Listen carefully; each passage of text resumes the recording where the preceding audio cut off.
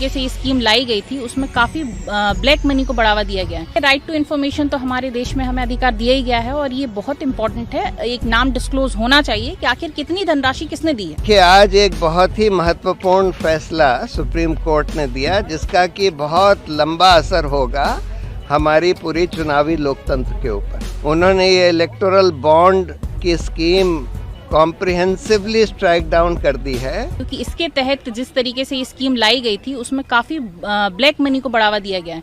एक ट्रांसपेरेंसी नहीं है इसमें, आप किसी का नाम डिस्क्लोज नहीं हो रहा। इसके पहले नाम डिस्क्लोज होता था और एक निश्चित 2000 रुपए से ज्यादा आप अगर नहीं दे सकते थे कैश में। अब इन्होंने कितने भी रुपए आप जो है बॉन्ड खरीदिए बैंक में जाके और पार्टी को डोनेट कर दीजिए।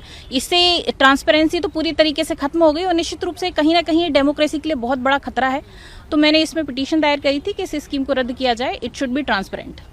लेकिन सुप्रीम कोर्ट ने ये भी कहा है कि जो जानने का अधिकार है आरटीआई के तहत तो नागरिकों को मिलना ही चाहिए। निश्चित रूप से देखिए ये तो इम्पोर्टेंट है ही। जब तक नाम डिस्क्लोज नहीं होगा तब तक काफी सारे मुद्दे हैं जो सामने आएंगे और काफी सारी परेशानियों को साथ लेके आएंगे। जितना भी ब्लैक मनी है या मनी लॉन्ड्रिंग है वो एक बहुत बड़ा मुद्दा है जो इस चीज से जुड़ सकता है इन फ्यूचर। उसमें सुप्रीम कोर्ट ने अनुच्छेद 19 का भी हवाला दिया है कि जो 19(2) के तहत अगर रोक नहीं है तो जानने के अधिकार से नहीं रोका जाना चाहिए। नहीं, बिल्कुल देखिए राइट टू इन्फॉर्मेशन तो हमारे देश में हमें अधिकार दिया ही गया है और ये बहुत इंपॉर्टेंट है। एक नाम डिस्क्लोज होना चाहिए कि आखिर कितनी धनराशि किसने दी है। आज एक बहुत ही महत्वपूर्ण फैसला सुप्रीम कोर्ट ने दिया जिसका कि बहुत लंबा असर होगा हमारी पूरी चुनावी लोकतंत्र के ऊपर।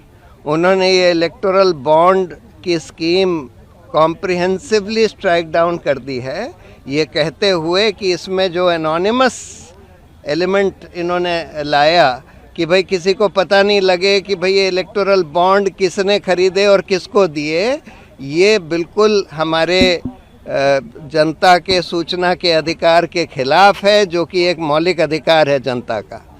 और साथ में उन्होंने तो ये जितने भी अमेंडमेंट्स आए थे कंपनीज एक्ट में, इनकम टैक्स एक्ट में, रिप्रेजेंटेशन ऑफ पीपल एक्ट में, सबको रद्द कर दिया है इलेक्टोरल बॉन्ड स्कीम को जो ला रहे थे। दूसरी बात उन्होंने ये भी बोला है कि ये जो अमेंडमेंट करा गया था कि कंपनीज जो हैं कितना भी पैसा पॉलिटिकल पार्टीज़ को दे सकती हैं। पहले जो रिस्ट्रिक्शन था कि अपना एनुअल प्रॉफिट से 7.5% से ज़्यादा नहीं दे सकती, वो भी रद्द कर दिया है कि ये हमारे इलेक्टोरल डेमोक्रेसी के खिलाफ है क्योंकि ये लेवल प्लेइंग फील्ड को हटाता है और बड़ी बड़ी कंपनियों को इलेक्शन इन्फ्लुएंस करने देता है।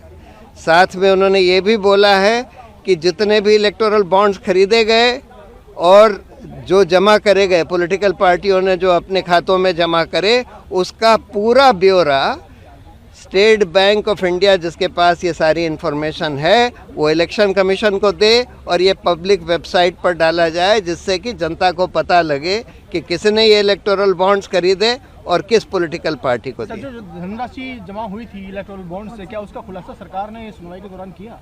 नहीं किया था ना। तो उन्होंने ये बोला था कि हम एक इंटरिम ऑर्डर था कि भाई ये तुम सारा इंफॉर्मेशन रखो इसकी और इलेक्शन कमीशन को सील्ड कवर में दो। तो अब उन्होंने बोला है कि ये सारी इंफॉर्मेशन जो है जो अभी तक सील्ड कवर में थी वो सारी अब पब्लिक करी जाएगी और एक पब्लिक वेबसाइट पर डाली जाएगी।